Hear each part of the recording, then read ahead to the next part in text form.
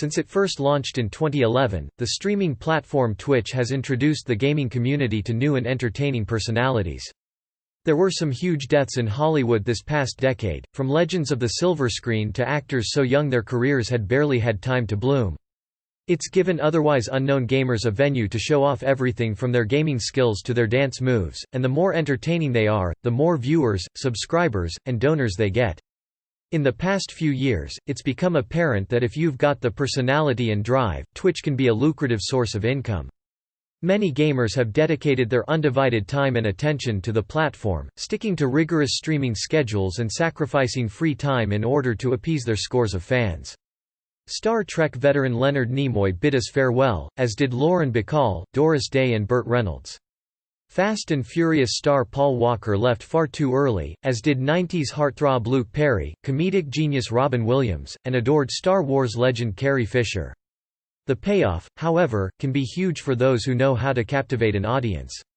This success can often lead to even more financial stability in the form of sponsorships and partnered social media posts. The loss of so many iconic names serves as a stark reminder that while they might portray superheroes and all manner of fantastical characters, actors are, like us, mere mortals. Sadly, 2020 is proving to be another busy year for the Tinseltown obituaries. We've already parted ways with a number of actors, and we're paying tribute to them all. Here are 10 Twitch streamers who show that hard work, gaming skills, and an entertaining personality can pay off big time. Considered one of the best streamers, Ninja makes roughly $500,000 a month ever since Fortnite launched this streamer into the ranks of the internet famous. He's become one of the most well-known gamers out there. Tyler Ninja Blevins played numerous games during the early years of his career, but nothing catapulted him to fame the way Fortnite did. From founding fathers of comedy and veteran character actors, to up-and-coming stars that never got a chance to truly shine, here are the actors we lost in 2020. Harry Haynes. Australian actor Harry Haynes, who appeared in the hit anthology series American Horror Story and the cancelled Netflix show The OA, passed away in January 2020 at the ominous age of 27. Breaking many Twitch records for viewership including his own, Blevins' name is now synonymous with the Epic Games juggernaut. As of June 2018, Blevins is partnered with Red Bull Esports and is the first esports gamer to be featured on the cover of ESPN magazine. His mother confirmed his death in an Instagram post. He had the world at his feet, but sadly he struggled with mental illness and addiction, wrote Jane Badler, an actress best known for her role in ABC sci-fi series 5. Between viewer subscriptions to his Twitch channel, sponsorships from various companies, and ad revenue, it is estimated that as of September 2018, Tyler Ninja Blevins makes approximately $500,000 every month. That's some serious cash for playing video games, though Blevins and other gamers have been quick to point out that creating a sustainable income from Twitch is no easy task. A brilliant spark shone bright too short a time. I will miss you, Harry, every day of my life. The cause of death was confirmed in March to be fentanyl intoxication. Haynes was gender fluid and he spoke openly about his desire to become the first gender fluid icon. It looks like all of Blevins' hard work is paying off. Timax donors made it possible for him to quit his job when North Carolina resident Tim McRae started streaming his gaming sessions on Twitch. It was more for fun than anything. When he sat down with Close Up Culture to talk about his musical project Antiboy, he said that he'd always disliked the idea of labels.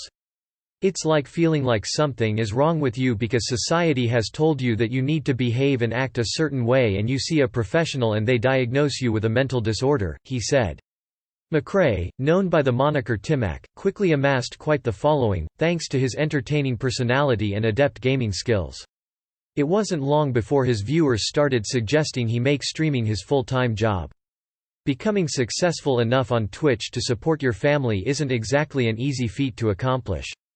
I would rather look at the environment and see what is causing these feelings of negativity and discomfort to solve the issue, rather than put a band-aid over it by what doctors do.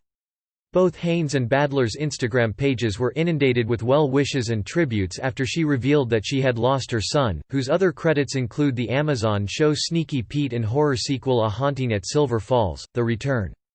Terry Jones, best known for his work with the groundbreaking British comedy troupe Monty Python, passed away in January 2020 after battling a rare form of dementia, London's Evening Standard confirmed. We have all lost a kind, funny, warm, creative and truly loving man whose uncompromising individuality, relentless intellect and extraordinary humor has given pleasure to countless millions across 6 decades, his family said in a statement. He was 77. Jones was instrumental in developing the unique stream of consciousness style that made Monty Python's Flying Circus (1969–1974) such a game-changing TV show, and he would go on to spearhead 3 of the group's original feature films. 1975's Monty Python and the Holy Grail, which he co-directed with Terry Gilliam, is regularly ranked among the funniest films ever made. Jones went on to helm 1979's Monty Python's Life of Brian, in which he played the titular character's cantankerous mother and delivered the film's most iconic line, and 1983's Monty Python's The Meaning of Life, the last movie to feature all 6 pythons. The remaining members of the influential troupe paid tribute to Jones following his passing. Timack told the Charlotte Observer that his time was already spread incredibly thin between his work life, family life, and gaming life. He was far more than one of the funniest writer-performers of his generation. He was the complete Renaissance comedian, writer, director, presenter, historian, brilliant children's author, and the warmest, most wonderful company you could wish to have, Michael Palin said. Black Mirror creator Charlie Brooker and Simon Pegg, who starred in Jones' final feature film, 2015's Absolutely Anything, were among the many mourners. Stan Kirsch New York actor Stan Kirsch, best known for playing Richie Ryan in the Highlander spin-off series and one memorable appearance on the iconic sitcom Friends, tragically took his own life in January 2020. And while he was gaining a lot of traction with his Twitch channel, quitting a steady job for something still relatively new and untested in the longevity department can be scary. He was 51. A law enforcement official confirmed to TMZ that Kirsch's wife, actress Kristen Green, found Kirsch after he died. "I want to thank everyone for the outpouring of love and support," Green said after sharing the news on Facebook via BBC. Kirsch began his TV career with bit parts in a variety of shows, appearing on General Hospital, Riders in the Sky, and True Colors in the early 90s. But deciding to brave the unknown, Timack made the shift to a full-time streamer, quitting his IT job to convert his skills to Twitch. Because of his hard work and likability, Timack has been able to earn approximately $100,000 per year streaming games full-time, easily making enough to support his family with his earnings. Soda Poppin dropped and lost $5,000 in a single hand. One way to measure someone's wealth is by simply observing how they spend their money. Someone with severely limited funds, for example, isn't going to throw hard-earned cash around at seemingly unimportant conquests. That being said, someone who is relatively well off might not even bat an eye at the prospect of dropping a large sum of money for a game. One such example of this can be seen when popular Twitch streamer Thomas Jefferson Chance Morris, better known as Soda Poppin, dropped $5,000 on a single hand of online blackjack. Streaming the game to over 40,000 fans at the time, the high-stakes hand was ultimately lost, draining the $5,000 from Soda Poppin's personal funds. He made his debut as streetwise punk turned immortal Richard H. Ryan in 1992, and would go on to appear in over 100 episodes of Highlander over the next 6 years. Without Stan Kirsch, Highlander, the series would have been far less. A statement posted to the official Highlander Facebook page read, "He brought a sense of humor, kindness and youthful enthusiasm to the character of Richie Ryan." In the middle of his run on Highlander, Kirsch landed a spot on Friends. Based on the high viewership of his videos, his large number of subscribers, and the fact that he consistently tops Twitch's metrics charts, the Twitch star doesn't seem like $5,000 as much of a setback for him. Shroud has his own clothing line as with our last entry. Another good way to judge someone's wealth is by examining how many irons they have in the metaphorical fire. The episode, the one with the ick factor, probably wouldn't get the green light today. Kirsch's character Ethan sleeps with Monica Courtney Cox, and then reveals that he's actually still in high school. Kirsch was also a well-known acting coach. If you or anyone you know is having suicidal thoughts, please call the National Suicide Prevention Lifeline at 1-800-273-TALK 8255. Norma Michaels character actor Norma Michaels, who was best known for playing Josephine opposite Jerry Stiller in the CBS sitcom King of Queens, died in January 2020. Her obituary, published in the Desert Sun, confirmed that she passed away peacefully at her Palm Springs home. Twitch streamer Michael Shroud Jacek has expanded his portfolio into avenues other than full-time gaming. While Shroud is another Twitch streamer consistently topping viewership charts, he's used his talents to branch out into other sources of revenue to supplement his income. Shroud has joined with Jinx, a popular geek apparel brand, to launch his own line of Shroud-themed clothing. She was 95. Michaels worked on 7 episodes of King of Queens, one of the many comedies she popped up in over the course of a career that began back in the mid-50s when she played a patron on the half-hour variety series The George Gobel Show. The line, made up of various designs of his hooded logo and quotes from his streams, is just another way he's managed to secure his financial future. In later years she appeared on Malcolm in the Middle, Ally McBeal, Gilmore Girls, Everybody Loves Raymond, Modern Family, and Brooklyn Nine-Nine to name just a few. With his high status, he's also known for hosting small Twitch streamers so that they can gain traction in the streaming world as well. She was in a handful of feature-length comedies, too, including Wedding Crashers, You Don't Mess with the Zohan, and Easy A. Shroud stands in the very top echelon of internet celebrities, and he shows no sign of slowing down. Dr. Disrespect pulled in over $30,000 on one stream alone. Monthly subscription fees for viewers to get special content from their favorite streamers are a big source of income for Twitch's top stars. She wasn't a one-trick pony, however. In fact, she had some acting chops. Paying tribute to Michaels, screenwriter Christopher Kubasik recalled being blown away by her ability when he worked with her on the fantasy drama series The Booth at the End. The monthly fixed income is by far the most stable element of a Twitch streamer's various sources. Some streamers are even well-known and beloved enough to make a living on subscription fees alone. Guy Dr. Disrespect Beam, a Twitch streamer known for his over-the-top portrayal of an egotistical and overconfident villain, has a massive following on the popular streaming service. She portrayed an elderly woman named Mrs. Tyler, who is building a bomb in an effort to save her husband. Viewers come for more than just his gaming skills. Dr. Disrespect is known to be an entertainer, putting on a show for his viewers from start to finish, and is more well-known for his Twitch persona than his real-life identity. In December 2017, Dr. Disrespect told his followers that he'd been unfaithful to his wife and would be taking some time away from the streaming platform to focus on his family. In February of 2018, he made his comeback and put on a livestream to talk to his fans about the comeback. This stream alone brought in well over $30,000 in subscribed member income alone, not even counting the donations he received throughout the stream. This was just one small instance of the financial success Dr. Disrespect encounters on a daily basis. Summit 1 Gram received $30,000 during a Counter-Strike stream. Donations are a Twitch streamer's best friend. It was so committed and sensitive a performance, Kubasik tweeted. I could feel an unexpected energy spread across the crew as everyone got the show. While most would be hard-pressed to make a decent living on donations alone, some are fortunate enough to land a unique night full of generous viewers. While streamer Jared Summit 1 Gram Lazar is known for his charismatic personality and makes a steady income through subscribers and ad revenue totaling around $200,000 per year, one of his most memorable financial successes came during a Counter-Strike livestream. In 2015, Summit 1 Gram received an incredibly generous donation from a viewer by the name of Infamous 3X. In that moment I was so grateful to Norma. William Boggart, who was best known for his role as Brandon Brindle in the 80s sci-fi sitcom Small Wonder, died in January 2020. The actor passed away in his home state of New York, Variety confirmed. He was 83. Boggart made his debut starring in a 1964 political ad called Confessions of a Republican, in which he delivers a monologue about the dangers of trusting Republican presidential nominee Barry Goldwater.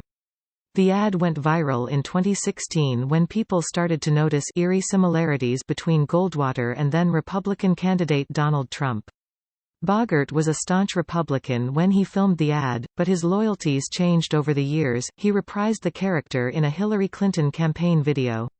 He started landing regular TV roles after the ad and went on to appear in 28 episodes of Small Wonder 1985 to 1989, which followed a family of robotics engineers.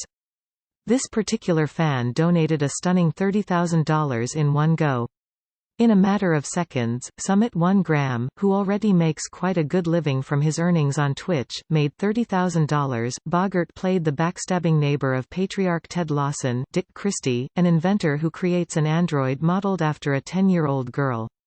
He and his wife attempt to pass Vicky Tiffany Brissett off as their adopted daughter, but the meddling Brindles are always throwing a spanner in the works. Bogart was also seen on the big screen, most notably in 1983's War Games, playing Matthew Broderick's father in the Cold War sci-fi classic. Other notable appearances include 1975's Dog Day Afternoon and 1998's A Perfect Murder. Bogart's wife, puppeteer Irene Oskar, known for her work on The Muppet Show, passed in 1993. Marcia Kramer TV and theater actress Marcia Kramer, best known for her role as Ed O'Neill's longtime assistant Margaret on Modern Family, passed away in January 2020. Naturally, the streamer was speechless and a gracious recipient of the donation, proving that even those who work hard to make a good living on Twitch are still grateful for special recognition from a fan. Her death was confirmed by director Jeff Greenberg, who worked with her on the ABC sitcom. Although you'd probably be hard-pressed to find anyone who would turn down $30,000 for playing video games. Although that being said, it's possible the donation was fake. Streamer IMAQTPIE makes far more from Twitch than he did as a pro gamer. For those dedicated Twitch streamers who put all of their time and effort into their craft, it sometimes becomes evident that they can make more money streaming than they did at their previous occupation. So sad to hear that my longtime friend, Marcia Kramer, passed away yesterday at the age of 74, Greenberg tweeted. Before making Twitch his full-time job, Michael IMAQTPIE Santana was a professional competitive gamer. In his life as a pro gamer, IMAQTPIE said he would typically make around $30,000 per year. She was so delightful in the 14 episodes she shot as Margaret on Modern Family over the last 7 years, but I'll always remember her soaring aloft as Wendy. Greenberg was referring to the 1979 Broadway revival of Peter Pan, in which Kramer played Wendy Darling opposite Sandy Duncan in the title role. She appeared in productions of Stepping Out, The Secret Garden, and Showboat, among many others, successfully balancing a career on the stage with supporting roles on the small screen. Now that he's become a full-time Twitch streamer, he makes roughly $2 million a year. It seems like the switch from pro gamer to full-time Twitch streamer would be a no-brainer. His income streams in from his Twitch subscribers, ad revenue, donations, and most importantly, sponsorships. When you rack up the amount of followers IMAQTPIE has, many gaming companies are ready and willing to pay several $1,000s per hour for the streamer to play their game. When you take into account the fact that 1.4 million people may be viewing his gameplay of a new or independent game, the money seems like a smart investment for a gaming company. Kramer popped up in everything from medical dramas, General Hospital, and soaps, Days of Our Lives, to police procedurals, NCIS, Naval Criminal Investigative Service, but sitcoms were her bread and butter. Modern Family was her most notable screen role, but Kramer also has credits for Malcolm in the Middle, Ally McBeal, and Cheers. She also played a talk radio host named Tootie on Frasier. Although it takes a lot of time, effort, and dedication, it's not a bad way to earn a living. Tfue may have a few bans, but he still makes good money. Twitch streamer Turner Tfue Tenny is well known for more than just his gameplay on Twitch. She only physically appeared on screen in 2 episodes, Good Grief and Sweet Dreams, but her character was mentioned on several occasions. This particular streamer, while talented in his craft and charismatic enough to capture a large audience, has also been the center of a few scandals. His erratic and sometimes offensive behavior has gotten him banned from Twitch and Fortnite on more than one occasion. But despite this sporadic bad behavior, or perhaps because of it, Tfue has a large following on Twitch with over 2 million Twitch subscribers, allowing him to stream full-time. In April of 2018, Tfue joined the world-famous gaming team FaZe, clearly solidifying himself as a Twitch star.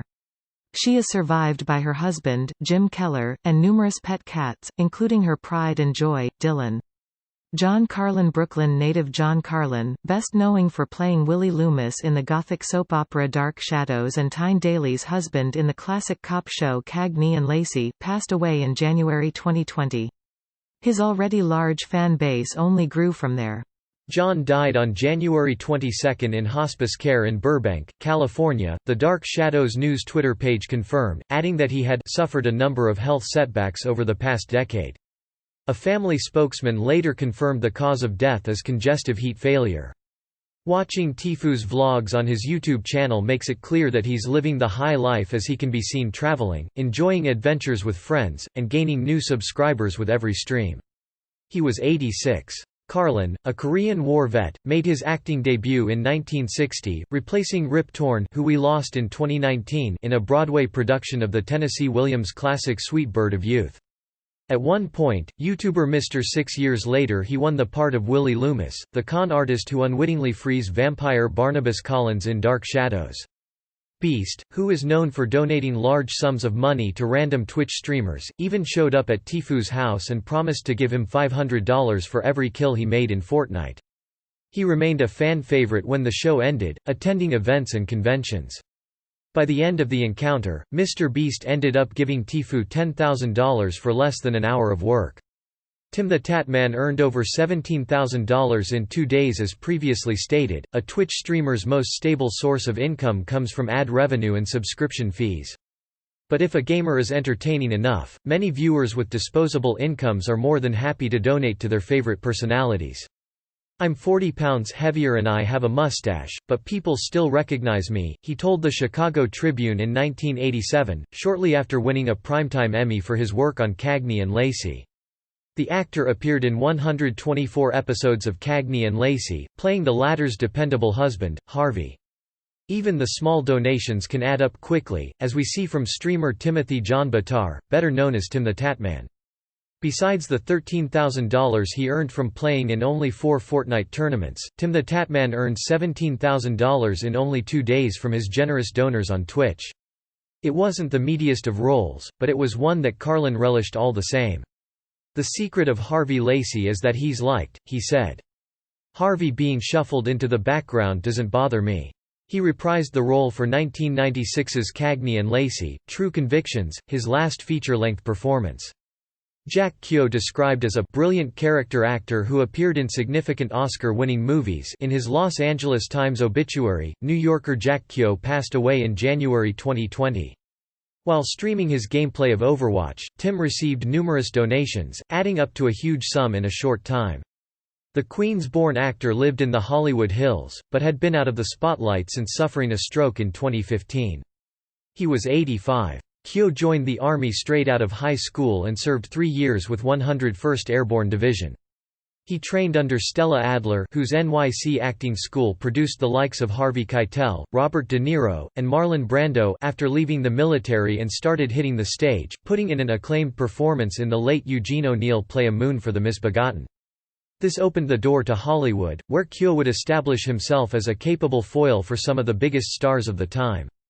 He appeared alongside Al Pacino in Serpico, Paul Newman and Robert Redford in The Sting, and Warren Beatty in his historical drama, Reds.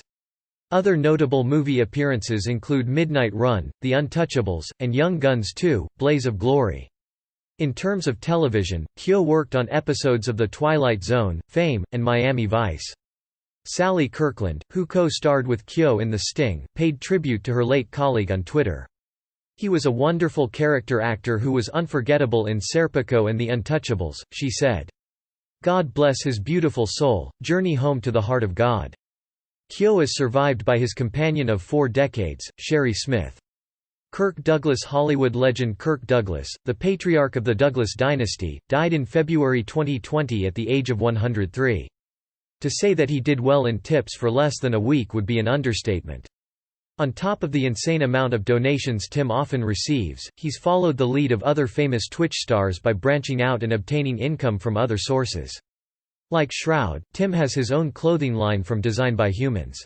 In his virtual store, fans of Tim the Tatman can show their loyalty with his Tatman Army shirts, along with many other designs. Portfolio diversification on this level is sure to keep Tim in the black for years to come. Pokémon's entire Instagram account is a testament to how well she's doing. Sometimes Twitch metrics aren't needed to tell that a Twitch star is doing well for themselves.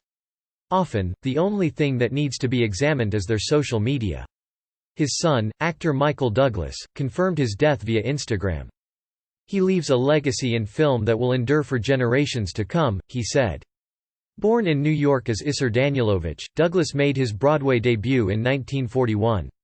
Pictures of exotic locations, expensive food and clothing, and a nice home are all the verification needed to further solidify a Twitch star's status as officially making it. Imani, aka Pokimane, started streaming in 2014. His career was interrupted by World War II, but he returned to the stage after being honorably discharged from the Navy in 1944, and before long Hollywood beckoned. Since then, her channel has gained over 1 million followers. 1949's Champion made him a star. He earned his first of 3 Oscar nominations for the noir boxing drama, but his most famous picture is Stanley Kubrick's Spartacus 1960. Known for her magnetic personality and her ability to dominate in League of Legends, Pokimane has made a name for herself in a big way. Douglas famously spoke out in favor of blacklisted screenwriter Dalton Trumbo, insisting that he was properly credited for his work on Spartacus. "I think one of the most important things in my career was the breaking of the blacklist," Douglas later said in his autobiography via Variety, in which he also talked about regret. Between her ad revenue, sponsored social media posts, and Twitch subscribers alone, she's well off, but this particular gamer also seems to attract many viewer donations, which greatly increase her net worth. But like most successful Twitch streamers, Pokimane didn't luck into her success. After starring in a stage adaptation of One Flew Over the Cuckoo's Nest, he tried for years to get a film version made. By the time it happened, Douglas was too old to reprise the role of McMurphy, which went to Jack Nicholson. "I made more money from that film than any I acted in," he revealed. Her hard work over several years contributed to the empire she's been able to build today. The fact that she's clearly an intelligent woman and has a degree in chemical engineering probably doesn't hurt her business acumen either. "And I would gladly give back every cent, if I could have played that role." Survivors include his wife, Anne, and his 3 sons. Kevin Conway Raspy voiced actor Kevin Conway, known for his explosive performances on the stage and screen, passed away in February 2020. His longtime partner Geraldine Newman told The New York Times that the Harlem native died of a heart attack. He was 77. Conway joined the Navy after graduating from Brooklyn's Bishop Laughlin High School in 1959. When he left the military, he secured a mail-room job at IBM and was actively working his way up the company ladder when he decided he wanted a change of direction. He enrolled in acting classes and began landing stage roles, first in off-Broadway productions. He starred as McMurphy in One Flew Over the Cuckoo's Nest and later on Broadway proper. Conway played Dr. Treves in Bernard Pomerance's The Elephant Man, a role he reprised for a televised performance of the play. Hollywood saw Conway as a tough guy when he first went west. The New Yorker threw his weight about in late 70s Sylvester Stallone flicks Fist and Paradise Alley. He stood his ground when Sly reportedly suggested he get a real face tattoo for the part, but as he got older the offers became more varied. He turned down the chance to play King Theoden in The Lord of the Rings. "I really suffered about it," he admitted, and he would never get an opportunity that big again. Still, Conway worked steadily as a voice actor and narrator in the last few years of his life. Jason Davis. Former child actor Jason Davis, best known for providing the voice of Mikey Blumberg in the classic Disney Channel animated series Recess, died in February 2020. "I am so heartbroken to share the saddest news of my life that my son Jason Davis passed away this morning in Los Angeles," his mother, Nancy Davis, told The Hollywood Reporter in a statement. "Jason had a true heart of gold with such a zest for life. He was 35. Jason always seemed destined for a career in Hollywood." His late grandfather Marvin Davis, the famous American industrialist behind Davis Petroleum, used some of his considerable oil fortune to purchase 20th Century Fox in 1981. He sold the studio to Rupert Murdoch a short 4 years later for a reported profit of $300 million, but his family remained in Los Angeles. Jason made his debut in the CBS sitcom Dave's World at age 10 and would go on to appear in the Chris Farley flop Beverly Hills Ninja as well as the Jackie Chan Chris Tucker smash hit Rush Hour while he was still a child. But his biggest role by far was Mikey Blumberg. Jason voiced Recess Gentle Giant hundreds of times between 1997 and 2003. Shortly after being arrested for possession in 2011, Jason appeared on VH1 Celebrity Rehab and opened up about his scary battle with heroin addiction. His cause of death has not been confirmed. He's survived by his brothers, Brandon and Alexander, and two half-sisters, Isabella and Mariella Rickel. Lynn Cohen, Missouri-born actress Lynn Cohen, who appeared in dozens of big films and TV shows but was perhaps best known for her role as hilariously frank housekeeper Magda in Sex and the City, passed away in February 2020. She was 86. Described as a staple in the New York theater community by Deadline, Cohen earned several awards for her work on the stage. Her film debut came in 1983 when she played a minor part in mystery drama Without a Trace, but her career on the screen wouldn't start to pick up steam until the late 90s. She appeared in 10 feature films between 1996 and 2000, when she made her debut on Sex and the City. Cohen had done TV before. She started playing Judge Elizabeth Mizener on Law & Order in 1993, a character she would play a dozen times between then and 2006, but portraying Cynthia Nixon's Ukrainian maid, Nanny on the smash hit HBO show exposed her to new levels of fame. She reprised the role of Magda in the 2008 Sex and the City movie, as well as its 2010 sequel. Several former Sex and the City cast members took to social media after hearing about Cohen's passing, the leading lady included. Beautiful Lynn Cohen, Sarah Jessica Parker, Carrie Bradshaw said in an Instagram post. Miranda's dear and necessary Magda. Our dear SATC colleague. Talent, grace, inspiration. RIP. Elsewhere, Willie Garson Stanford Blatch thanked Cohen for her friendship and amazing talent in a tweet. Raphael Coleman. Former child star Raphael Coleman, best known for playing one of the 7 brown children in mid-noughties kids comedy Nanny McPhee, passed away in February 2020. The London-born actor turned climate change activist collapsed while he was out jogging, according to his stepfather via The Guardian. He was 25. Coleman was 11 when he made his acting debut as the crafty and intelligent Eric Brown in 2005's Nanny McPhee, the movie he'll be best remembered for. He didn't return to the screen until 2009, when he starred in a short film called Edward's Turmoil and appeared in a pair of feature-length genre pictures, the Mila Jovovich-led sci-fi thriller The Fourth Kind and a remake of Larry Cohen's cult horror It's Alive. He stopped acting altogether after that, choosing to concentrate on saving the planet instead. After studying wildlife conservation, Coleman joined Extinction Rebellion, the global environmental movement that began in the UK. He took on the pseudonym James Iggy Fox and started attending protests, one of which led to his arrest. My actions aren't about sacrifice, or arrest for the sake of it, he said. Knowing the science, I have no choice but to tell the truth, and stick to my morals in the face of that truth. I won't stand by and watch the world burn. In a tweet, Coleman's mother said that he died doing what he loved and urged people to celebrate all he achieved in his short life and cherish his legacy. Nikita Walagwa. Ugandan actress Nikita Walagwa, who starred in the 2016 Disney film Queen of Katwe, died from a brain tumor in February 2020. She was first diagnosed with a tumor in 2016, but thanks to the fundraising efforts of Queen of Katwe director Mira Nair and some contributions from Disney, she was flown to India for treatment and soon got the all clear. A second tumor developed, however, and this time she couldn't be saved. She was 15. Queen of Katwe is a biographical drama about real-life chess player Fiona Mutsi, a poor Ugandan girl who went from the slums of Katwe to the World Chess Olympiads. Walinga played Mutsi's real-life friend and fellow chess star Gloria Nansubiga, who was shocked when she heard the news. I couldn't bear to hear that someone who acted as me in a film had died, she told the BBC. I loved her from my heart. David Oyelowo and Oscar winner Lupita Nyong'o, who played Mutsi's parents in the movie, both took to Instagram to pay tribute to the teen. She played Gloria with such vibrancy, Nyong'o said. In her real life she had the enormous challenge of battling brain cancer. My thoughts and prayers are with her family and community as they come to terms with having to say goodbye so soon. Oyelowo echoed those sentiments, calling Walagwa's battle humbling to witness in his own post. She was a ball of light, he added. Her light will live on. Esther Scott, who played a meat cleaver waving grandmother in Boys and the Hood and more recently appeared in festival favorite The Birth of a Nation, passed away in February 2020. She suffered a suspected heart attack, her family has confirmed.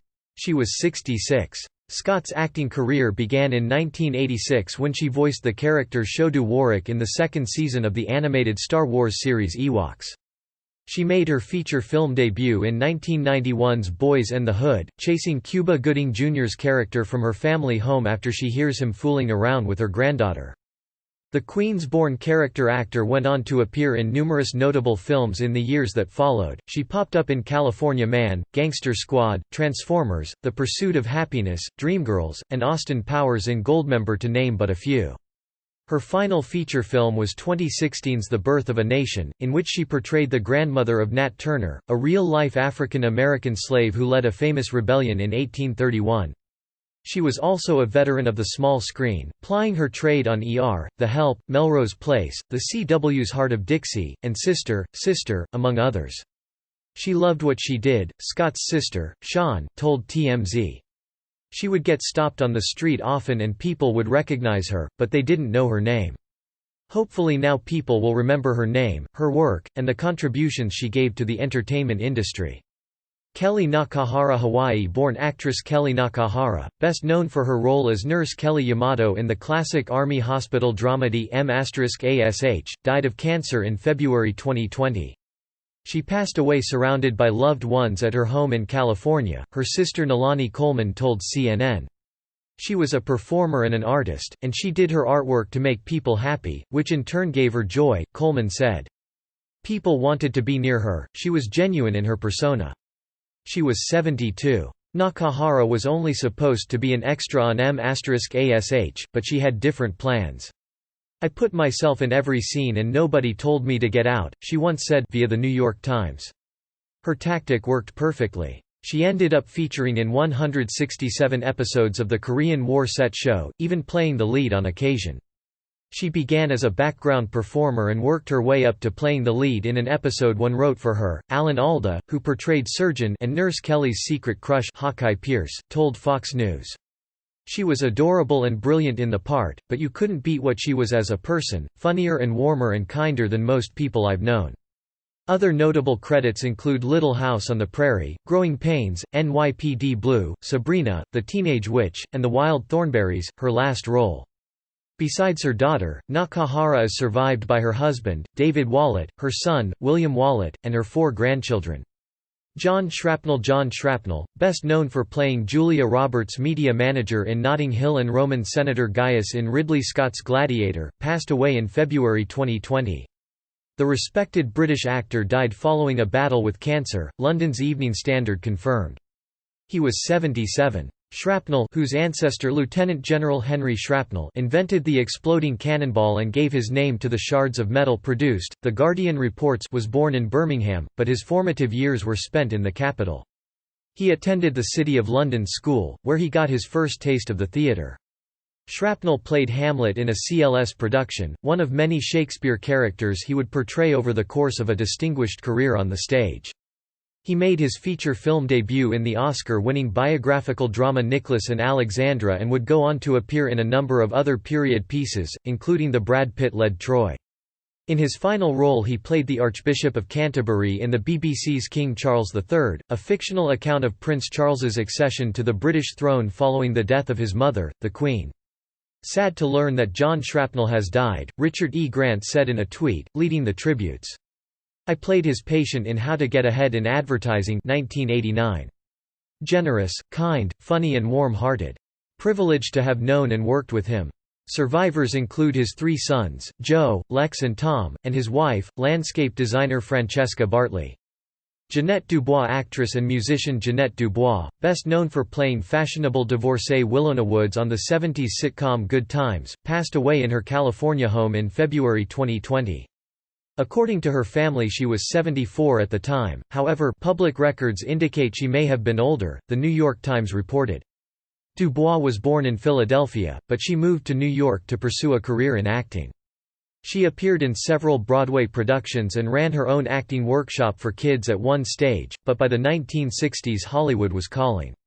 The ambitious performer was cast in Good Times in 1974 and she went on to portray Willona Woods until 1979, appearing in 133 episodes of the Norman Lear sitcom. During her stint on Good Times she told Lear that she wanted to explore new avenues, and he suggested that she create a song for The Jeffersons, one of the prolific producer's many shows. The result was "Movin' On Up," which became a jubilant, aspirational theme song for Black Americans. Dubois' daughter, Kesha Gupta Fields, said, "It provided a lot of black people with an anthem." The Philly native went on to appear in a few feature films in the years that followed, most notably 2003's Charlie's Angels, Full Throttle, but she was always more celebrated for her TV work. Dubois won 2 Primetime Emmys for her work on Eddie Murphy and Larry Wilmore's animated series The PJs, in which she voiced quarrelsome housing project resident Mrs. Avery. Max von Sydow Swedish-born actor Max von Sydow, best known to American audiences for playing Father Merrin in The Exorcist and Ming the Merciless in Flash Gordon, passed away in March 2020, his agency confirmed. He was 90. The imposing European landed on Hollywood's radar after appearing in a string of movies by acclaimed Swedish filmmaker Ingmar Bergman. Von Sydow initially spurned U.S. advances. He reportedly turned down the role of Captain Von Trapp in The Sound of Music, but when the chance to play Jesus Christ in The Greatest Story Ever Told came his way 1965, he decided to take his talent stateside. The Exorcist 1973 and Flash Gordon 1980 further established him in America, though he would go on to be typecast as a suave evildoer in the years that followed, something that wasn't helped by his turn in 1983's Never Say Never Again. He played classic Bond villain Blofeld in the Sean Connery spy flick. Von Sydow, who took French citizenship when he married his second wife, producer Catherine Breillat, in 1997, stayed active late into his career, appearing in a number of big Hollywood franchises. He portrayed explorer Lor San Tekka in 2015's Star Wars, Episode 7, The Force Awakens, and later appeared in 3 episodes of Game of Thrones, playing the all-knowing Three-Eyed Raven. Director Edgar Wright led the tributes on Twitter, calling Von Sydow an iconic presence in cinema for 7 decades. He is survived by his wife, Catherine, and 4 sons. Mark Bloom, Newark native Mark Bloom, who starred opposite Madonna in Desperately Seeking Susan and played Paul Hogan's love rival in Crocodile Dundee, passed away in March 2020. The stage and screen actor died as a result of complications from the coronavirus. Rebecca Damon, executive vice president of Bloom's union SAG-AFTRA, confirmed in a tweet. He was 69. Bloom was perhaps best known for playing Gary Glass in the 1985 comedy drama Desperately Seeking Susan, Madonna's first major film role. She took to Instagram when she learned of her co-star's passing, remembering Bloom as funny, warm, loving and professional in a tribute post. "I want to acknowledge the passing of a remarkable human, fellow actor and friend Mark Bloom, who succumbed to coronavirus," the Queen of Pop said. "This is really tragic and my heart goes out to him, his family and his loved ones." Star Wars legend Mark Hamill, Dawson's Creek star James Van Der Beek, and Sex and the City alum Cynthia Nixon, who called Bloom one of the loveliest humans ever, were among the many who paid tribute to the versatile thesp. Younger viewers are more likely to recognize Bloom as either Union Bob, the piccolo player in Amazon's classical music comedy drama Mozart in the Jungle, or Mr. Mooney, the bookstore owner in Netflix's super popular stalker show, You. Bloom's final role was Dr. Mark Rutenberg, a one-off character in Showtime's hit legal series, Billions. He is survived by his wife, actress Janet Zarish. John Callahan, the soap opera star who played Edmund Gray on All My Children from 1992 to 2005, died in March 2020. "We're devastated to share that John Callahan passed away earlier today," a tweet from the official Daytime Emmys Twitter account read. "Sending our deepest condolences to former co-star and ex-wife Eva LaRue and all his loved ones." According to People sources, Callahan suffered a massive stroke and did not recover. He was 66. Callahan married LaRue in 1996, and the All My Children colleagues had a daughter named Kaya together before divorcing in 2004. They were on good terms when he died, and that shone through in LaRue's heartfelt tribute post. "You're bigger than life, gregarious personality will leave a hole in our hearts forever," the actress said on Instagram. "We are devastated. My great friend, co-parent partner, and loving father to Kaya." LaRue wasn't the only All My Children alum who paid tribute to the Brooklyn-born actor. Sarah Michelle Gellar, who appeared on All My Children between 1993 and 1995, likened Callahan to a father figure in her own Instagram post, and Kelly Ripa, who played Haley Vaughn on the ABC soap for over a decade, was also devastated by the sad news. "There are no words," she wrote on Instagram. "All I can muster is rest in peace." Callahan also appeared in over 100 episodes of Days of Our Lives. Other notable credits include Falcon Crest, Santa Barbara, Desperate Housewives and The Bay. Andrew Jack English actor Andrew Jack, who played Callowin Emat in 2015 Star Wars, The Force Awakens and reprised the role in 2017 sequel Star Wars, The Last Jedi, died of coronavirus in March 2020. The 76-year-old passed away just 2 days after contracting COVID-19, his wife confirmed. He was in no pain, and he slipped away peacefully knowing that his family were all with him, Gabrielle Rogers tweeted. Tragically, Rogers wasn't able to be with her husband in person during his final moments as she was quarantined in Australia. Jack also worked on 2018 spin-off Solo, a Star Wars story, voicing a Grindelwald character named Malak. In fact, the Brit was actually more famous for his voice in Hollywood circles. He was a sought-after dialect coach who plied his trade on some of the biggest movies of recent years, working closely with Chris Hemsworth on a number of occasions. Jack helped the Australian actor get his accent right in Thor, Ragnarok, Avengers, Infinity War, Avengers, Endgame, and Men in Black, International. According to Jack's agent via the BBC, he was coaching on Robert Pattinson's The Batman when he fell ill. Tributes from former colleagues began to pour in when news of Jack's death broke. Elijah Wood and Sean Astin worked with him on Peter Jackson's The Lord of the Rings trilogy, and both actors remember him fondly. "He was a kind and lovely human being," Wood said, while Astin recalled how Jack made a mean curry. Honor Blackman British actress Honor Blackman, who appeared opposite Sean Connery as iconic Bond girl Pussy Galore in 1964's Goldfinger, passed away in April 2020. Her family hailed her as a hugely prolific creative talent in a statement released to The Guardian. She died peacefully of natural causes at her home in Lewes, Sussex, surrounded by her family. She was much loved and will be greatly missed. She was 94. Blackman rose to prominence in the early 1960s playing leather-clad super spy Kathy Gale in The Avengers, a show that went on to earn cult status, and no, it had nothing to do with Marvel. She had to learn judo for the role, which held her in good stead when Goldfinger came along. Blackman will forever be remembered as the titular villain's suggestively named henchwoman, but she actually had some regrets about dumping the Avengers to star in a James Bond movie. "I walked away at the wrong moment," she told The Guardian in 2007.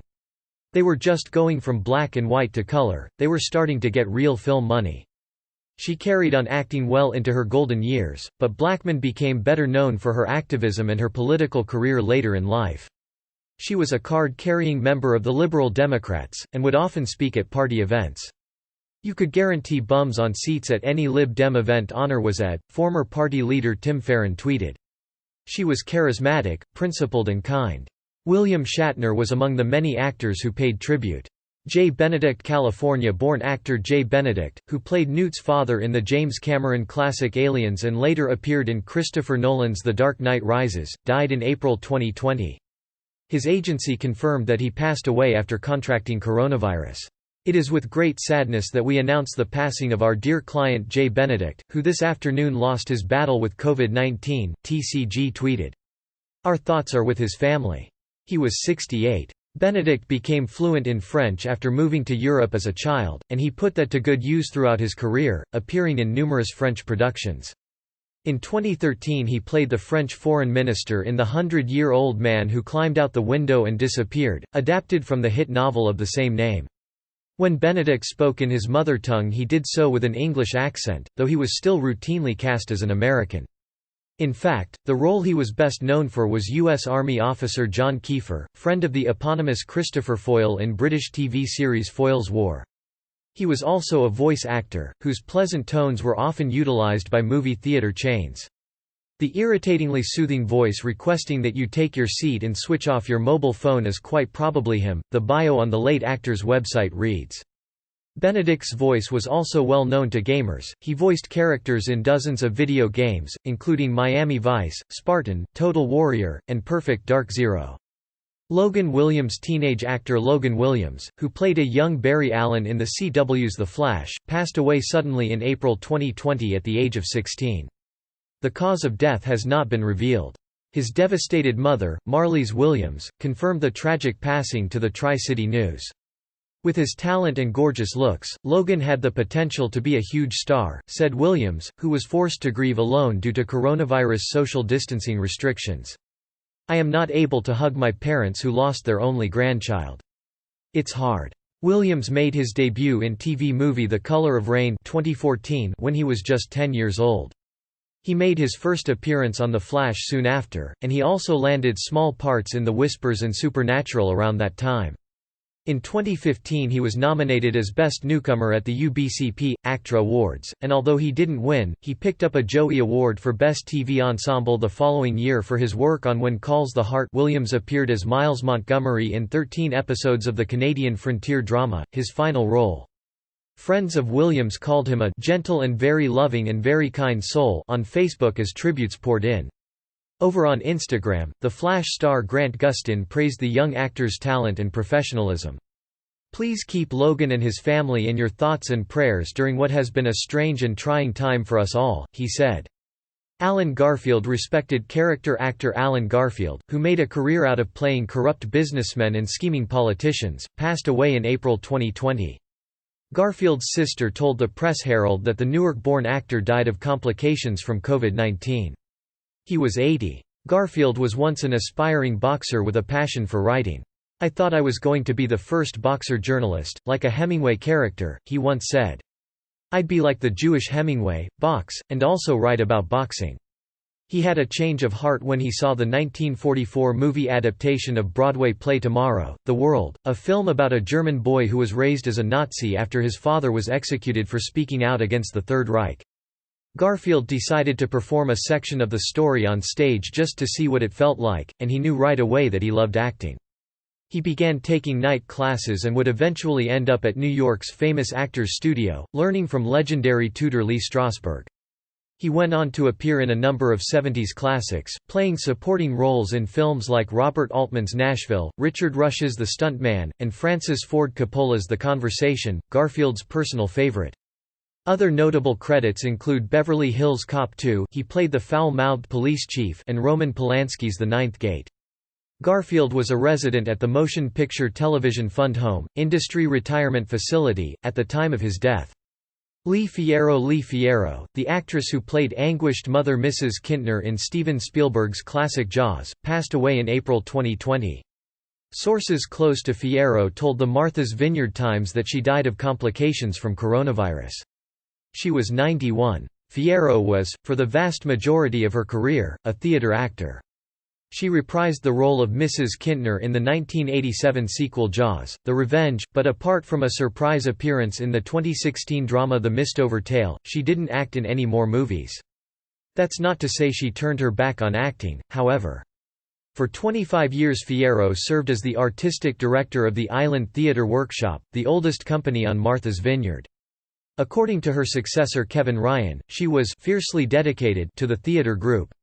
I've watched her as a performer, director and businesswoman and then we became friends, the current director said. She was my teacher and mentor. Outside of Martha's Vineyard, Fierro was famous for one thing, pulling back her veil and slapping Roy Scheider's police chief Brody across the face. Her Jaws scene became iconic, something she was always tickled by, according to Nikki Galland, a friend of the late actress. According to Galland, Fierro almost stole a second Jaws scene, but Spielberg called cut and asked her to tone it down a little. Lee, you're not on Broadway, the director reportedly said. Fierro is survived by her 5 children, her 7 grandchildren, and her 7 great-grandchildren.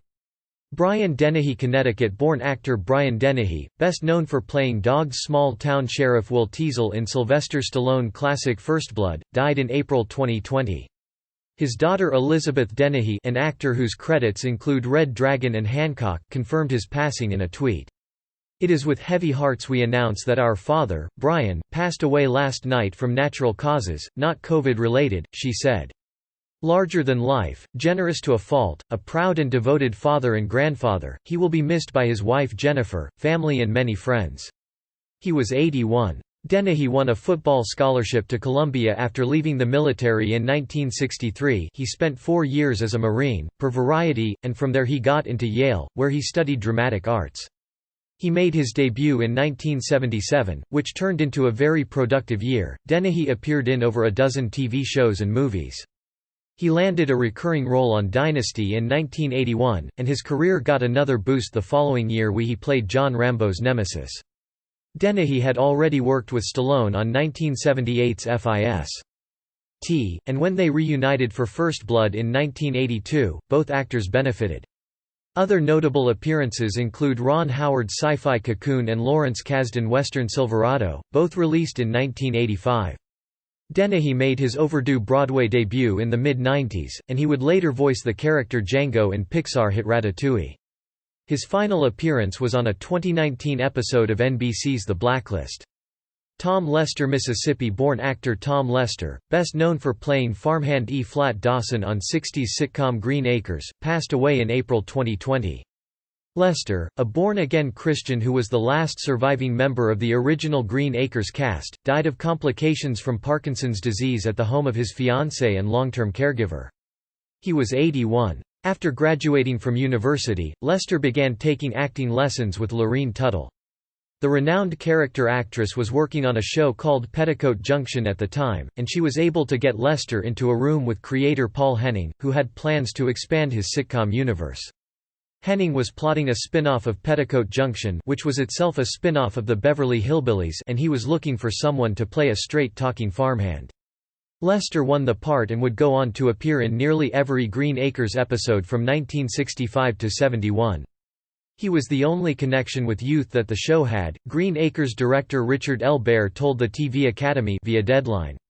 Lester appeared in a handful of feature films after Green Acres, The Family Adventure Benji and the Sam Raimi, Bruce Campbell slasher Intruder being the most notable, but at this stage he was more interested in spreading the good word. During and after his role as E-Flat, he became more involved, traveling the nation, preaching a message of Christian faith and obedience. His brother, Michael T. Lester, revealed when he announced the death in a Facebook post. Hilary Heath actor and producer Hilary Heath, best known for starring opposite Vincent Price in a trio of classic horror movies, passed away in April 2020. The Brit died after contracting coronavirus, her godson revealed. "We lost my wonderful godmother Hilary Heath to COVID-19 last week," Alex Williams confirmed in a Facebook post via The Wrap. "She was a force of nature, and I can't bear it that she is no longer with us." She was 74. Heath, who was going by maiden name Hilary Dwyer at the time, only had a handful of TV appearances under her belt when she was cast as Vincent Price's quarry Sarah in 1968's Witchfinder General, released as the Conqueror Worm in the United States. The following year she appeared in The Oblong Box, the first film to co-star both Price and fellow horror icon Christopher Lee. She reunited with Price once again for Cry of the Banshee in 1970, a fruitful year for the actress. She also appeared in a big-screen adaptation of Wuthering Heights alongside Timothy Dalton. She reinvented herself as a producer in the 90s, making films like Nil by Mouth with Gary Oldman and An Awfully Big Adventure, starring Hugh Grant and Alan Rickman. Heath was also an Oxford graduate and an addiction counselor, her godson revealed. She worked at clinics all over the world, often for free, often with very deprived and distressed individuals, and she regarded this as her most valuable work by far, Williams said. Shirley Douglas actress and activist Shirley Douglas, whose film credits include Stanley Kubrick's Lolita and David Cronenberg's Dead Ringers, passed away in April 2020. The Canadian, who was once married to Donald Sutherland and was the mother of Hollywood star Kiefer Sutherland, died from complications stemming from pneumonia. She had just turned 86. Her famous son took to Twitter to share the news, confirming that the death was not related to COVID-19. "My mother was an extraordinary woman who led an extraordinary life," Kiefer Sutherland said. Sadly, she had been battling for her health for quite some time and we, as a family, knew this day was coming. The 24-star returned to Twitter 2 days after losing his mother to thank his followers for all the incredibly kind and thoughtful tweets he had received, adding that he and his family were genuinely moved by the outpouring of support. Douglas had an acting career that spanned 6 decades, but she always made time for her advocacy. Following in the footsteps of her politician father Tommy Douglas, who brought about universal healthcare in Canada and was named the greatest Canadian of all time in a 2004 poll, she spoke out whenever she thought something wasn't right. Douglas protested the Vietnam War in Washington, and she spent a week in jail during the height of the civil rights movement, according to the Toronto Sun. Her passing is a true loss for our country, Canada's Prime Minister Justin Trudeau said in a tweet. Julie Bennett Red-headed New Yorker Julie Bennett, best known for providing the distinctly Southern voice of Cindy Bear on The Yogi Bear Show, passed away on March 31, 2020. Her agent and longtime friend Mark Scroggs confirmed that she had succumbed to coronavirus in a statement released to Entertainment Weekly. "She was definitely a personality and a throwback to Hollywood glamour," he said. Scroggs also thanked the "amazing" staff at Cedars-Sinai Medical Center in Los Angeles, where Bennett died. She was 88. Bennett bounced between theater productions and radio soaps when she first started acing in the 1950s. Her career received a boost when she returned to California. The Manhattan native had moved there for a spell when she was a child, winning a number of small TV roles, including a part on a 1956 episode of Adventures of Superman. Bennett would actually go on to play famous characters from both the DC and the Marvel universes after she broke into voice acting the following decade.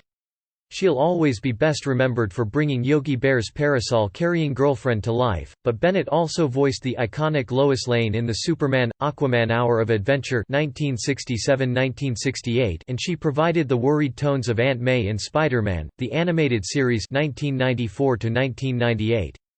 She only appeared on screen a handful of times, but her voice could be heard across 5 decades. She was divorced, her agent confirmed, but she leaves behind her mutually adopted family. Jack Wallace Chicago native Jack Wallace, best known for his role as Hank in the vigilante thriller Death Wish, passed away in April 2020. The Chicago Tribune confirmed that he had been suffering from a variety of health woes for a number of years, including cancer. He was 86. Wallace played his fair share of tough guys in his youth, something that came naturally to him. He grew up on what the Tribune described as Chicago's tougher streets. For a while it looked like he would never escape them. He was jailed for 3 years following an armed robbery, but a chance encounter changed everything. In 1969, Wallace was walking down the street when he came across some actors going over lines for a play. Assuming he was there to audition for said play, they asked Wallace to join in, and the rest is history. "None of us ever knew, met, or saw a better actor," playwright and longtime friend David Mamet said. Wallace became a valued member of the group, starring as McMurphy in a production of One Flew Over the Cuckoo's Nest. His performance landed him on late-night show couches and led to an encounter with Death Wish producer Dino De Laurentiis, who offered him a part in the Charles Bronson flick. He would go on to appear in films like Boogie Nights and Nixon, and in later years he became a regular face on American television screens, popping up in comedies like Parks and Recreation and Shameless. Dmitry Dyachenko. Film and TV actor Dmitry Dyachenko, best known for his turn as reckless tour guide Uri in the nuclear horror Chernobyl Diaries, passed away in April 2020. Dyachenko, who was a first-generation American of Ukrainian, Swedish, and Greek heritage, died suddenly at his home in Florida, his agent confirmed. He was 52. Roger Paul told Deadline that his client may have suffered a heart attack, though the agent also claimed that an electric shock could have been to blame. According to CNN, Dyachenko had been taking time off work after being electrocuted on the job and was only discovered when a coworker contacted authorities after they didn't hear from him for a number of days. Police found the actor unresponsive. They couldn't reveal the cause of death, autopsy results are pending, but they confirmed that there were no signs of foul play. 2012's Chernobyl Diaries didn't go over well with the majority of critics, but Dyachenko's performance was considered a highlight of the film. He had made his big-screen debut 15 years earlier, playing a Navy SEAL in Ridley Scott's G.I. Jane. He went on to appear as Russian enforcers in Indiana Jones and the Kingdom of the Crystal Skull and Get Smart, and he played a similar role in Sons of Anarchy. Other notable TV credits include How I Met Your Mother, Bones, and Criminal Minds. Dyachenko was also a prolific voice actor who worked on over 30 video games. He's survived by his siblings, nieces, and nephews.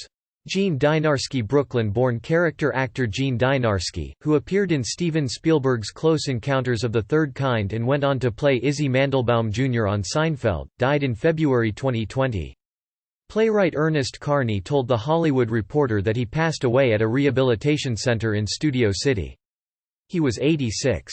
Dynarski arrived in Hollywood after a stint in the U.S. Navy and, with the help of casting director Lynn Stillmaster, started landing TV roles. He made his bow in a 1965 episode of the medical drama Ben Casey, and the following year he appeared in the Adam West starring Batman series as well as the original Star Trek. He played a trucker in Spielberg's debut Duel 1971, and the director would later cast him as Richard Dreyfuss' supervisor in Close Encounters of the Third Kind, which hit Cineplexes in 1977. 2 years after that, he opened the Gene Dynarski Theater in Los Angeles, but, while he would remain active in the theater world, he won a Los Angeles Drama Critics Award for his turn in Among the Vipers. Dynarski became a familiar face on American TV screens in the decades that followed. The actor appeared in Father Murphy, The A-Team, Hill Street Blues, and Star Trek: The Next Generation during the 1980s, but some of his best work was in the 90s. He became well known to gamers after voicing Joseph Stalin in 1996's Command & Conquer: Red Alert, and he memorably put his back out on Seinfeld. Bruce Allpress. New Zealander Bruce Allpress, who accidentally fired the first arrow during the climactic battle in The Lord of the Rings, The Two Towers, passed away in April 2020.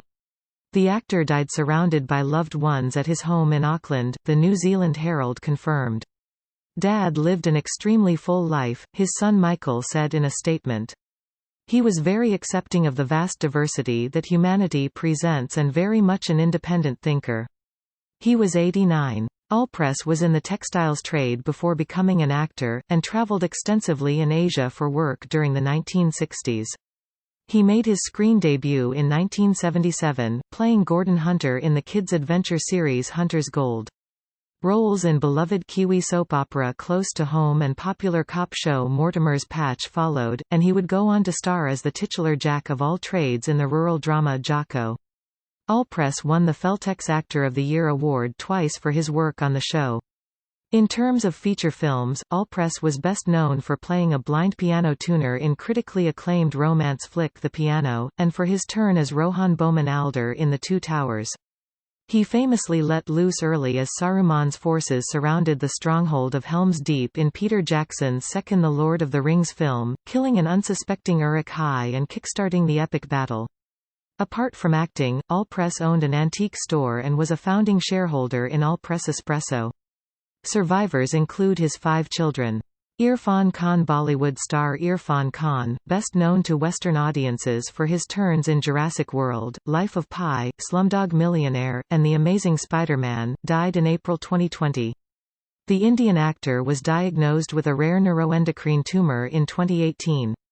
He appeared to have beaten the cancer, but complications arose after Khan developed a colon infection and was admitted to a hospital in Mumbai, a spokesperson for the actor told The New York Times.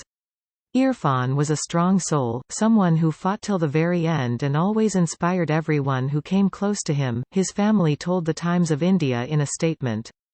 "We all pray and hope that he is at peace." He was 53. Khan was born in the northern state of Rajasthan, but he moved to New Delhi after being offered a place at a prestigious drama school in the capital. He got his start on Indian TV and quickly made the transition to feature-length films, flitting between big blockbusters and smaller arthouse projects with ease. He played the ill-fated owner of Jurassic World in the 2015 film of the same name, the adult version of Pi in Ang Lee's Life of Pi, and a frustrated police inspector in Danny Boyle's Best Picture winner, Slumdog Millionaire.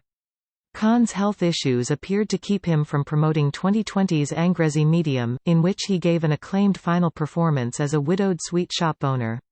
He is survived by his wife, Sutapa, and his sons, Babel and Ayan. Sam Lloyd. Vermont-born actor Sam Lloyd, best known for playing downtrodden lawyer Ted Buckland on the medical comedy drama Scrubs, passed away in April 2020. He died as a result of complications from lung cancer, his family confirmed in a statement.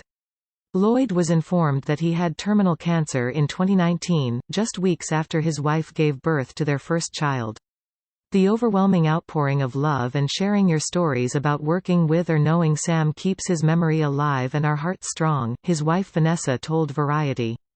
He was 56. Lloyd appeared in a few feature films in his career, most notably Robin Williams's Flubber and the sci-fi comedy Galaxy Quest, but he was best known for his TV work.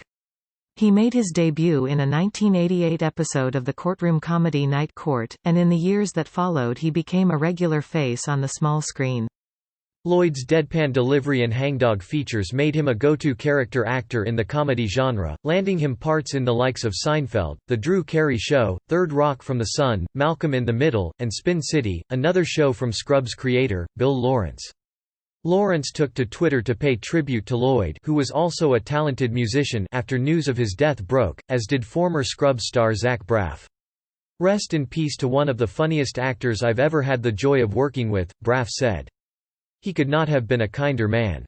Jerry Stiller actor and comedian Jerry Stiller, best known for playing Frank Costanza on Seinfeld and Arthur Spooner on The King of Queens, passed away from natural causes in May 2020. His son, Hollywood star Ben Stiller, confirmed his death in a tweet. "He was a great dad and grandfather, and the most dedicated husband to Anne for about 62 years. He will be greatly missed.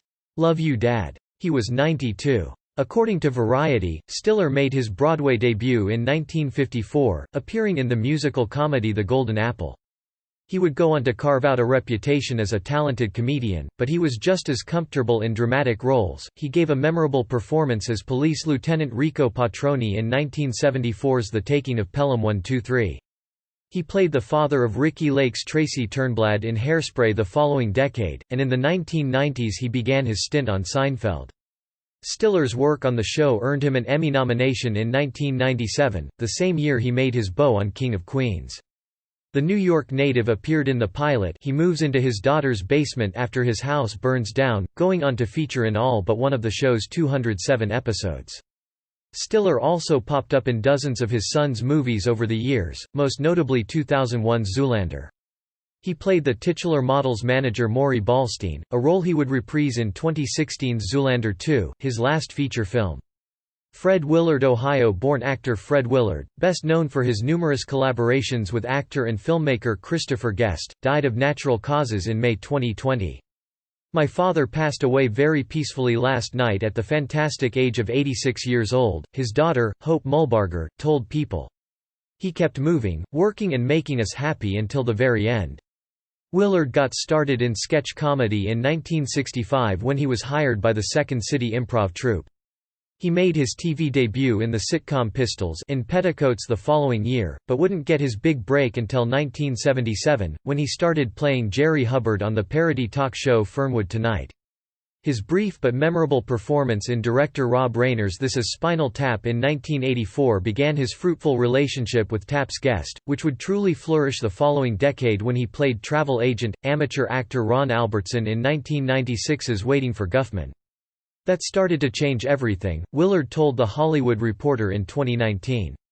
He worked with Guest again on Best in Show, A Mighty Wind, For Your Consideration, Family Tree, and Mascots.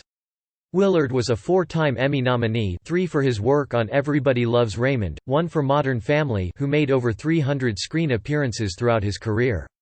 He passed away just weeks before the premiere of the Steve Carell-led Netflix series Space Force. In his final role, Willard plays Fred Naird, the Secretary of Defense and father of Carell's character. "He was a sweet, wonderful man," Carell tweeted after his co-star's passing. John Mahan, Pennsylvania-born actor John Mahan, who decoded the demon language in The Exorcist and played a police chief in L.A. Confidential, passed away in May 2020. His son, Jospe Mahan, confirmed that he died of natural causes at his home in Los Angeles, per The Hollywood Reporter. He was 82. Mahan contracted polio when he was 12 and was paralyzed for months. He recovered, but never regained full use of his left arm. He wrote about his experience in his 2014 memoir A Life of Make-Believe, From Paralysis to Hollywood, recounting his career as a disabled character actor. Mahan left for New York days after graduating from the University of Scranton, looking to get involved in the theater scene. The New York Drama Critics would later nominate him in the Best Actor category for his performance in Nobody Hears a Broken Drum, a play by actor-writer Jason Miller. Mahan would act alongside Miller in his feature film debut 2 years later, portraying the language lab director in 1973's The Exorcist. In the years that followed, Mahan became typecast as an authority figure. "I always played military guys or cops, things I couldn't do in real life," he told Cinema Circus in 2015. "I lived in an imaginative reality. I didn't want to be an actor, it's like I had to be an actor." Other notable movie credits include Bad Influence 1990, Armageddon 1998, and Zodiac 2007.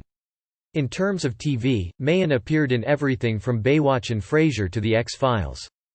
Gregory Tyree Boyce Actor Gregory Tyree Boyce, who played Forks High School student Tyler Crowley in 2008's Twilight, passed away in May 2020.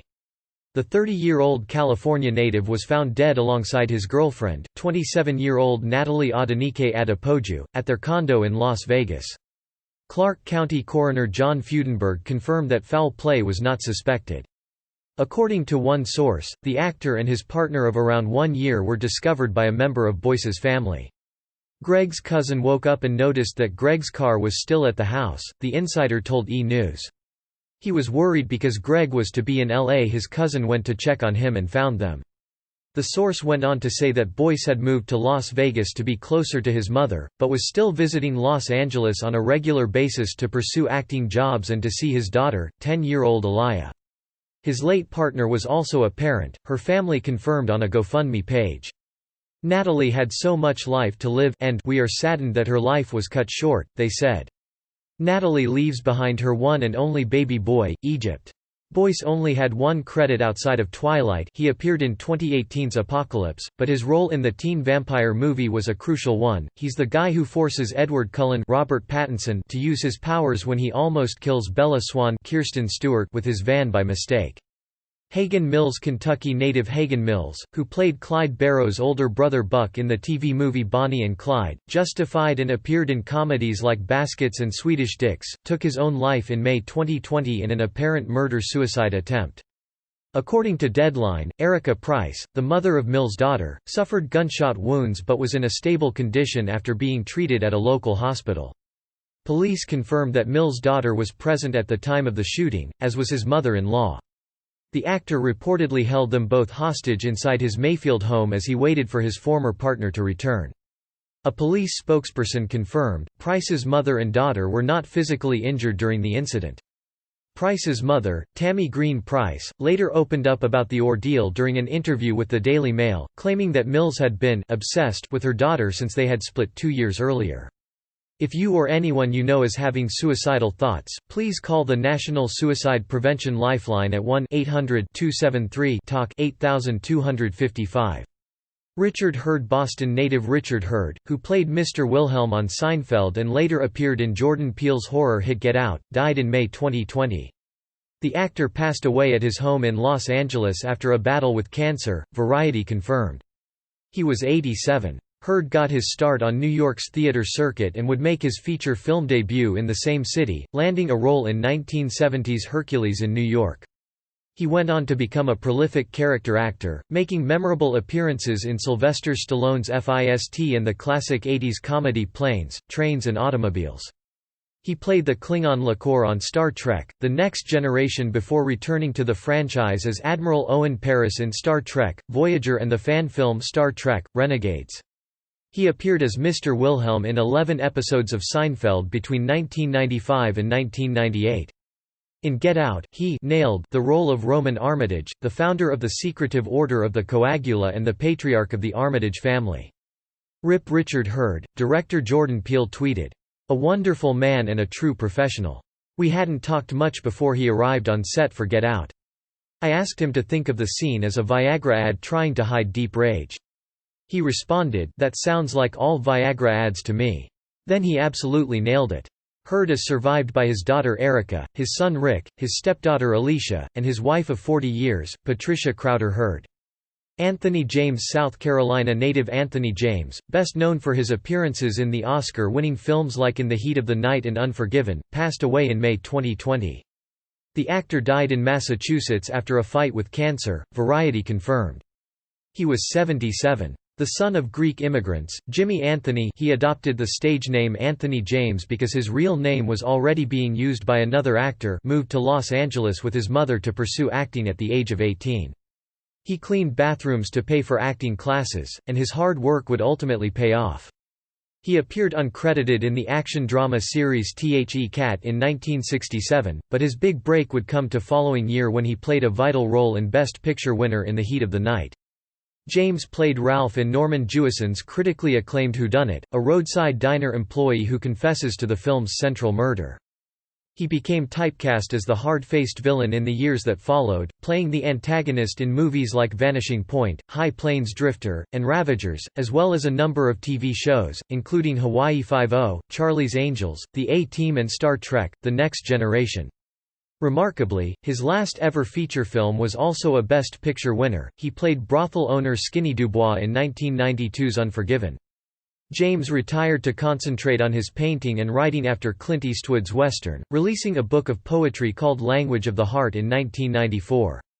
Mary Pat Gleason. Beloved character actor Mary Pat Gleason, best known for her small roles in films like The Crucible, Intolerable Cruelty, and A Cinderella Story, died in June 2020. She passed away following a battle with cancer, her manager confirmed to Variety.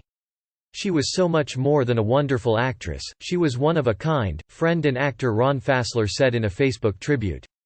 So caring, so funny, and so delicious to be around, that I find it hard to imagine a world without her shining presence and smiling face.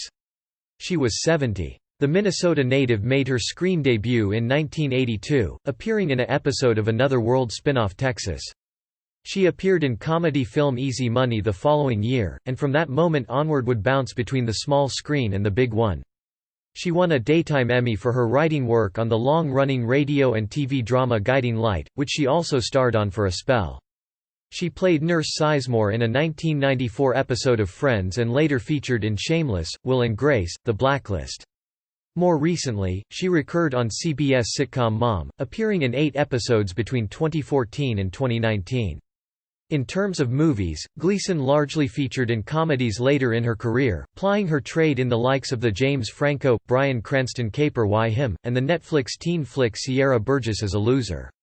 Her final film, a drama entitled Pencil Town, is yet to be released. Gino Silva. Character actor Gino Silva, best known for playing the silent hitman that kills Al Pacino's Tony Montana in 1983's Scarface, died of complications from frontotemporal degeneration, a form of dementia, in May 2020. The Albuquerque native passed away at his home in Los Angeles, his family confirmed via The Hollywood Reporter. He was 72. Polls suggest that Silva's Scarface character, known only as the Skull, is remembered as one of the most iconic movie henchmen ever, but he did so much more than pop Tony Montana during his career. Silva worked with Steven Spielberg on 2 occasions, appearing as a barge captain in The Lost World, Jurassic Park and later as Spanish navigator José Ruiz in the slave ship drama Amistad. Other notable movie credits include the David Lynch classic Mulholland Drive 2001 and F. Gary Gray's vigilante thriller A Man Apart 2003. In terms of television, he worked on well-known shows like Miami Vice, Star Trek, Enterprise, and Alias, and he also recurred as Hector Alegria in Florida-set drama series Key West. Silva was also no stranger to the stage. John Ortiz, who appeared alongside him in Peter Sellers' The Merchant of Venice, called Silva "lover of life" in a lengthy Facebook tribute.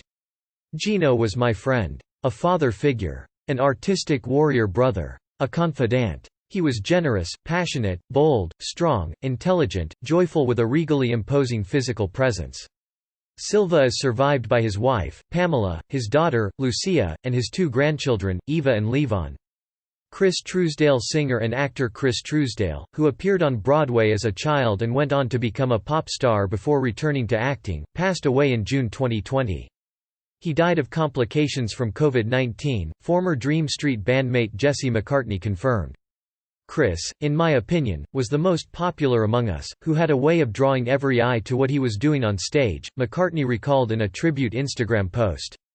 He was 34. Truesdale was drawn to the stage from a young age and would end up making his debut when he was just 8 years old, embarking on a tour of Les Miserables alongside future High School Musical star, Ashley Tisdale. After that he managed to secure a role in the Broadway production of the play, this time featuring alongside Lea Michele of Glee fame. At age 11, he moved to New York City to be closer to the production. Truesdale fell off the radar for a number of years when Dream Street broke up in 2002, but would later re-emerge as a screen actor, making appearances in TV shows like Shake It Up and Austin and Ally. He also appeared in the pilot episode of Lucifer in 2015, and prior to that he had an uncredited role on the long-running soap opera Day of Our Lives. His final performance is yet to be seen. He stars as a wedding singer in the upcoming indie romance flick New York Christmas Wedding. Ian Holm. British character actor Ian Holm, who played deceitful android Ash in Alien and brought Bilbo Baggins to life in Peter Jackson's The Lord of the Rings trilogy, passed away from a Parkinson's-related illness in June 2020. He died peacefully in hospital, with his family and carer, his agent told The Guardian. He was 88. Holm was among the first group of actors recruited to the Royal Shakespeare Company upon its founding in 1960. He became well known in London's West End and would go on to make a name for himself on Broadway after crossing the Atlantic with Harold Pinter's The Homecoming, delivering a Tony Award-winning performance. He reprised his role in the 1973 film version of The Homecoming, but was still largely unknown when Ridley Scott cast him as the antagonist in 1979's Alien. In 1981 he took on the part of track coach Sam Mussabini in Chariots of Fire, a move that paid off big time. The historical drama won Best Picture at the Oscars and Holm was nominated in the Best Supporting Actor category.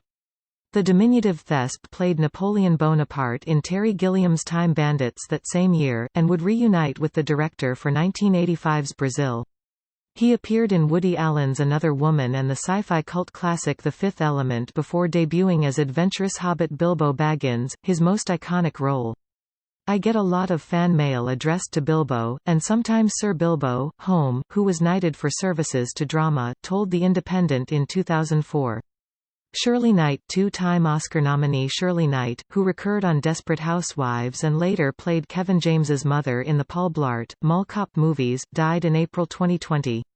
The Kansas native passed away at her daughter's home in Texas at the age of 83, the Associated Press confirmed. Knight made her TV debut in 1955, and by the early 1960s was a household name in Hollywood. She was nominated for a Best Supporting Actress Oscar for her turn as lovelorn Oklahoman Renee Flood in the 1960 adaptation of William Inge's play The Dark at the Top of the Stairs, just her second ever credited appearance on the big screen.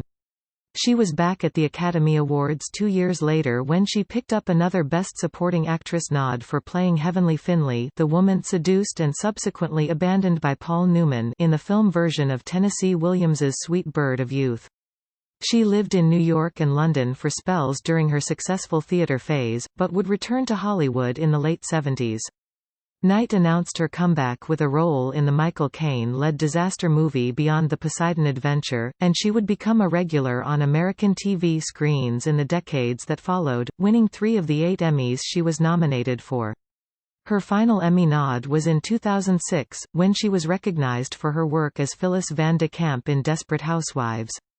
Knight was also the proud owner of a Tony Award.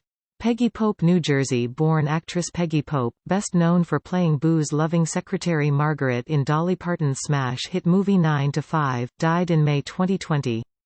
She passed away in Colorado according to her family, who did not reveal a cause of death. She was 91. Pope started out on the stage in the 1950s and would go on to appear in 7 Broadway shows over the next few decades, most notably the 1970 revival of Mary Chase's Harvey. She made her big screen debut in the comedy Made for Each Other the following year, and would later land recurring roles in the short-lived CBS sitcoms Colucci's Department and Billy. She played Mrs. David on ABC's soap from 1979 until 1980, the same year that her biggest movie hit Cineplexes. Pope put in a memorable performance in 9 to 5, an office-set story of workplace sexism that's still considered a feminist classic to this day.